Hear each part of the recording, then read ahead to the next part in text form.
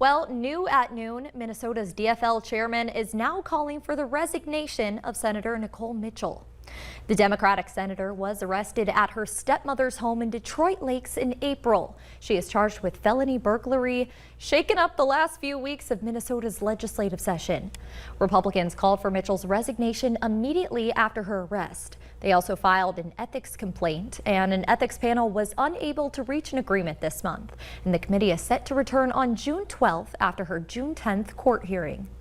Today, the DFL chairman said all elected officials should be held accountable. And while Senator Mitchell is entitled to her day in court, her continued refusal to take responsibility for her actions has become a distraction for her district and the legislature. He goes on to say now that the legislative session is over, it's time for her to resign to focus on personal and legal challenges.